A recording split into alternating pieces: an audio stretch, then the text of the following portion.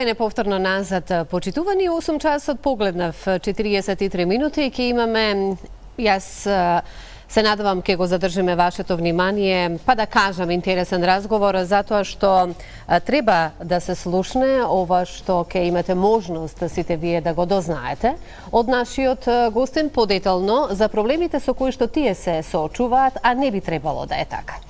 Асистенти на лица со посебни потреби, па да кажеме, оставени се без работа од општина Карпош. Сега може би малку чудно ќе биде општина Карпош со оглед на тоа дека Министерството за образование е она кое што треба да се грижи за вас, со оглед на тоа дека се донесе законот за дечињата со посебни потреби да бидат заедно во рамо до рамо со останатите дечиња во оделението.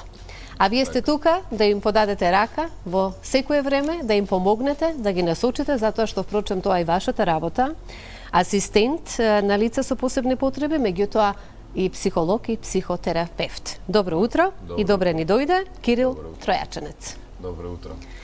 Проблемите со кои што се соочувате е тоа дека вие во време на оваа пандемија, кога сите стравуваа исто така за своји работни места, што ќе се случува, што ќе биде утре и така натака, од психолошка малку нели страна гледано, останавте без работа. Како и зошто се случи тоа? Вака, значи, зашто се случи конкретно не знаеме, имаме многу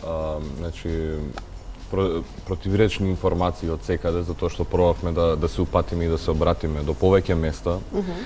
Пуштивме барање до општина Карпош, до UNDP, до Министерство, значи со официјален писмен одговор не достоија само од општина. Иако UNDP беа добри, не исконтактира и имавме и разговор и сето тоа останато. Кирил, јас би сакала сепак, значи, на почетокот да кажеме, односно да го имаме оној вистинската причина поради која што сме овде или воведот.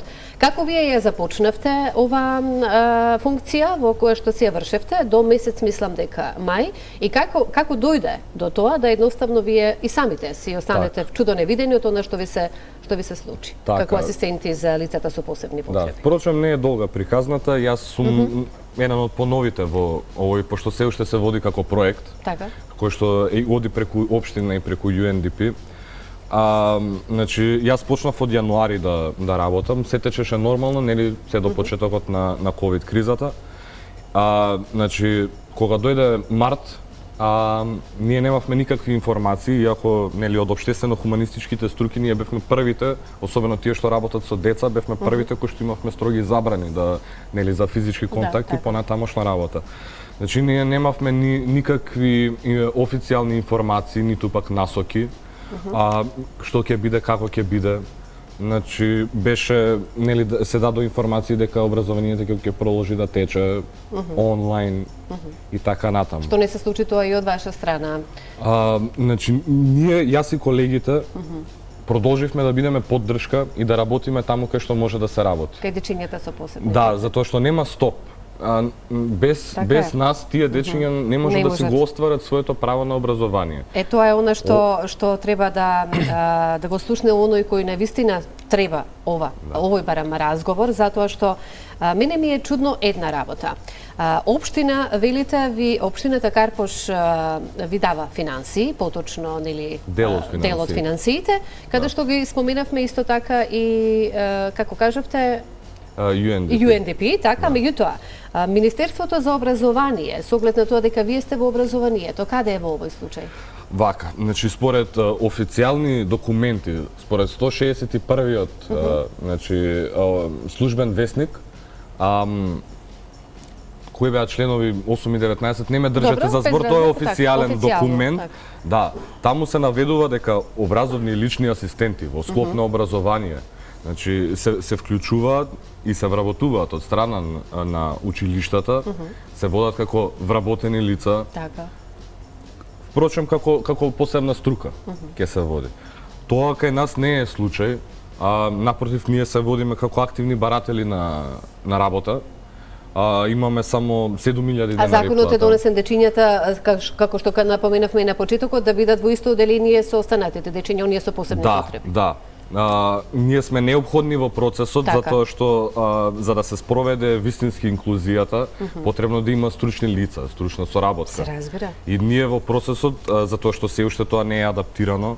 Впрочем, и такви одговори добивме од сегде каде што се обративме, дека не е тоа имплементирано затоа што уште не е сработено како што треба, не знам. Тоа се официјалните информации. Требаат стручни лица да работат. Буквално од општествено-хуманистичките струки кои што се стручни во познавањето на таа тематика. Тоа се дефектолози, психолози, социјални. Да. Многу е важно, работата е све само не е лесна. Никој од моите колеги не работи од финансиски мотив. Напротив, зборуваме само за 7.000 денари плата. Реце и љубовта кон дечињата кои треба да им се подаде рака, да им се помогне. Мене впрочем кога ми се затоа што многу сакам да работам со дечиња, впрочем кога ми се пушти, кога ми се пружа можност да работам, јас одма прифатив. Одма прифатив и тоа беше така. Едноставно прво од еден хуман гест, како што кажа, љубовта кон дечињата. Меѓутоа тука и наставниците се наоѓаат во една несекојдневна состојба со оглед на тоа дека треба да работат исто со дечињата со посебни потреби. Затоа сте вие тука и како помош и за дечињата, меѓутоа и за наставниците. Апсолутно, дел од нашите обврски. Вие навистина сте потребни во образованието. Да, дел од нашите обврски баш вклучуваат, значи, адаптирање на материјалот. Така. Затоа што е неопходно. И тоа е многу индивидуално и од случај до случај. Затоа што има многу голема разлика, например, ако е дете од спектар од аутизам со дете АДХД и некои такви проблематики.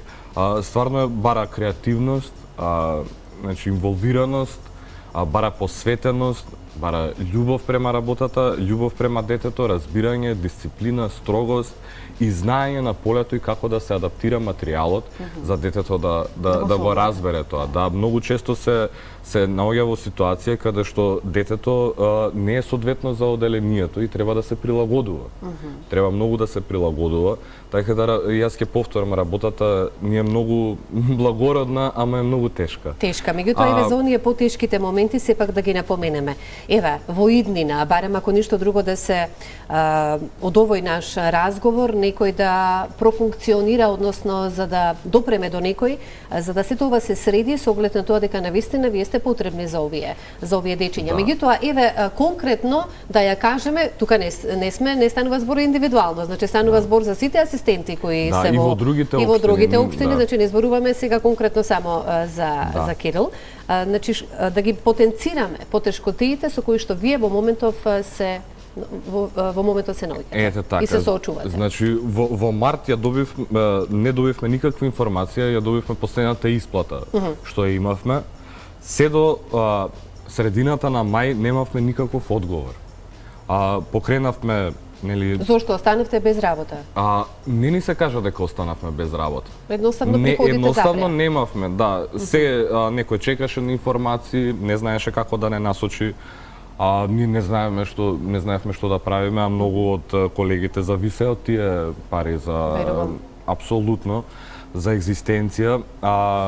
И од официјалниот одговор од општина го добивме следниот одговор и јас би сакал да го прочитам и за да искоментирам, за да искоментирам зашто сметам дека е спорно и дека ќе продолжиме да си ги бараме нашите права. Повели затоа сме и тука. Вика во врска со вашето барање доставено до општина Карпош 25.2020 година ви известуваме за следното. Во програмата Општинско корисна работа за 2019 проект на Карпош еднаквите во училиштата 2019-2020 помеѓу UNDP и Агенцијата за вработување на град Скопје и општина Карпош заради новостанатата состојба со вирусот COVID-19 настана измена во планираните активности.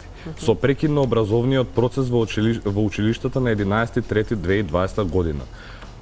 Зашто да има прекин за дечињата со посебни потреби, кога за останатите дечиња се одбиваше настава преку интернет? Се крши правото на детето за образование. Се согласувам. И друга работа е што е спорно е што не се прекина образовниот процес. Така, Впрочем, продолжи нели да се тече онлайн. Се прекина и сите активности во училиштата, кои вие согласно член 7 од договорот сте обврзани да ги извршувате во училиште во непосреден контакт со ученикот. небулозна изјава затоа што нема никаква клаузула во нашиот договор која што ниту пак член која што вика дека ние мораме да ги извршуваме нашите обврски непосредно во училиштата. Со физички контакт да, со децата. Напротив, еве член 7 од договорот вика лицето се обврзува да ги врши следниве работни задачи: прилагодување на наставната содржина во текот на изготвување на наставната програма на ученикот во соработка со наставничката согласно индивидуалните образовни потреби на ученикот, подготвување на материјали за учење под менторство на наставничката и училишниот дефектолог, насочување на внимание во текот на часот со цел усвојување на предвидената содржина, манипулативни активности, пишување, цртање, сечење, моделирање, доколку е потребно воспитување, учество во наставни активности, изгледи, приредби, посети институции, фестивали и така натаму, одржување на комуникација и социјална интеракција меѓу ученикот и соучениците. Тука сигурно го привлекуваме вниманието за сите оние родители кои имаат дечиња со посебни потреби. Сакам да прашам од сето ова што сега го кажавме, колку ќе беше значајно и за дечињата со посебни потреби исто така да бидат активни и вие да бидете активни преку наставата што се одвива? Многу ќе значи затоа што честа ситуација е родителите со децата со посебни потреби да се оставени сами на себе да се финансираат за потребите на детето. Секој дете има своји потреби. Така. Нели? Некаде е потребно дополнителни третмани, терапии, некаде не е. Значи родителите зависно индивидуално сето тоа и со каков проблем се соочува. Родителите се неопходни во процесот, ама исто така им е неопходна помош од нас. Затоа што ние сме стручните лица. Така. Не секој си има образовано и едуцирано баш за оваа тематика. Вие дел од вашиот живот сте го посветиле токму на нешто такво за да помогнете на овие дечиња. Апсолутно. Јас конкретно сум посветил со 2 школи и сум психолог и психотерапевт, така. И сум посветил прилично долго време за да ми бидат јасни тие работи. Без разлика што сме млади, така. Да, и конкретно и се советувам и со дефектолози, затоа што најголем дел од оваа работа е дефектолошка работа. И затоа што е неопходна соработка од сите значи стручни лица. Така. Сега прашањето следно ќе биде според вас како асистенти за овие лица, кое е решението? Што е она што вие го барате за себе, односно и се разбира и за себе со оглед на тоа дека вашите работни обврски се тие и вие од тоа екзистирате и очекувате така да си продолжите и понатаму во животот. А кое е според вас решението? Искрено за мене лично јас знам дека ќе најдам работа. Не се сомневам во тоа, но овој период е критичен за сите, не можеме. Општествено-хуманистичка струка работиме со луѓе. Има во физичко присуство. Мислам, знаат како настануваат проблемите. Значи, нашиот договор завршува на 10 јуни. Ние не бараме ништо повеќе од тоа што ни следи. Значи, ние само бараме исплаќање на средствата што ни следат. Така е. Значи, зборуваме за сума негде околу 18.000 денари. Што во овој период... Што е нормална, што би да кажеме, еве, дека е нормална сума за барем во овој период, во моментот во кој што се наоѓате. Почетна еве нека е. Да, затоа што еве тоа се многу вработени, која е нашата инспирација и мотивација да продолжиме ние понатаму, затоа што на крајот на денот колку и да сме хуманистички ориентирани, впрочем и затоа работиме оваа работа, ние треба да екзистираме од нешто. Кој е нашиот инсентив да продолжиме да работиме, така не? Дали мислите дека треба да сте под капата, еве вака да кажам, од само директно со Министерството за образование?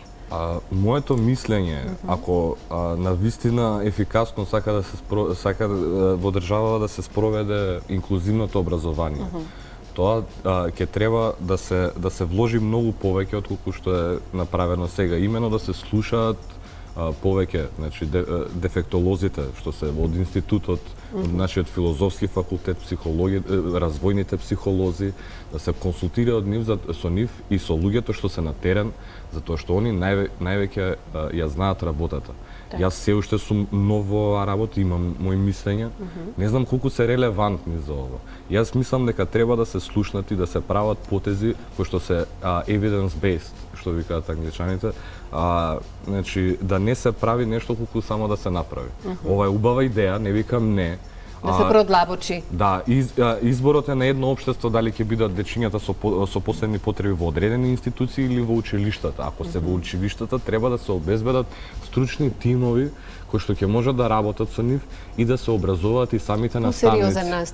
Посериозен поглед кон сето ова што го кажа. Апсолутно. И навистина да стојам и ве поддржувам со оглед на тоа дека пред се јас многу ги сакам дечињата, а да не зборувам за оние кои се со посебни потреби.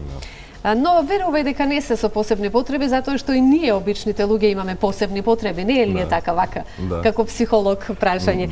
Сакам да знам сепак еве колку вие сте пред крајот сме некаде со разговорот, имаме уште неколку минути, малку како психолог да ве искористам во емисијата и како психотерапевт. Колку сте вие значајни прво еве за овие дечиња и во нивниот живот или пак вие како психолог и психотерапевт, дали со вашата работа сигурно е тоа, забележувате успех и колку вие се гордеете на тоа и колку еве тој разговор ќе дојде до тоа колку сте потребни на овие дечиња. Да, апсолутно. Работата со деца е прекрасна за тоа што имате многу брз фидбек и емоционален фидбек од страна на дечињата и конкретно знаете кога правите нешто како што треба или како што не треба. И тоа е толку убаво да се види за тоа што се уште се во развој, може да се насочи многу за да биде корисно и оптимално, значи, развојот на детето. Затоа и јас сакам конкретно работата со децата и конкретно поддршката на родителите со децата со посебни потреби е неопходна од наша страна. Верувам. Затоа што за жал во нашето општество се уште постојат стигми, се уште постојат табуа, се уште постојат и дискриминации, за жал и ние сме од неопходна поддршка. Конкретно периодов, затоа што сите сме затворени и едноставно немаме избор да бидеме во некоја ситуација. Едноставно тоа е за нас и не знаеме кога ќе заврши, што уште дополнително допринесува за зголемување на непријатноста и општата анксиозност кај нас. Сите симптоматологии кои што постојат вообичаено, значи низ текот на нашиот живот и во изминатиот период, во овој период сега, значи, се интензивираат. И тек допрва ќе бидеме ние потребни како општествено-хуманистички работници. За овие дечиња. Не само за овие дечиња, и за нивните родители, и општо за адолесцентите, и за општо за популацијата, и особено за овие дечиња. Колку е потребно, еве кога ги споменуваме родителите кои навистина се родители на вакви дечиња, како што кажав, со посебни потреби, но не се со посебни потреби, затоа што и ние обичните се знаеме да си имаме многу посебни потреби од самите нив. Така да за родителите исто многу е сигурно потребна психолошка поддршка. Дали еве родителите ја бараат? Не знам колку етички или професионално да говорам за тоа, но апсолутно кога човек има потреба, ќе си ја побара. Така е. За жал кај нас не се достапни многу информации, затоа јас секогаш сум достапен за да упатам, за да дадам информација. Имаше и издруженија и асоциации кои што постоја и функционираа, каде што имаше институти каде што може на едно место да се видат и да се обрати. Сега во моментов нема такво нешто, така да е останува информацијата од човек на човек да кружи. Така да не знам што да направам, освен да оставам мој контакт, па да упатувам каде што да. Еве и гледачите доколку сакаат да те исконтактираат, јас го имам контактот, може после емисијата или тука сме навистина би ми ете, тоа е она што најмалку барем сега можеме да го сториме. Особено сега кога јас и моите колеги волонтираме, впрочем не бараме финанси. Дури волонтирате. Да, затоа што сме свесни за оваа состојба која што постои. Да. И сме свесни колку сме неопходни во овој период. Но неопходни сте и на нас. Со оглед на тоа дека навистина се наоѓаме во една тешка состојба. Еве вака би сакала и тука да те искористам малку како психолог и психотерапевт.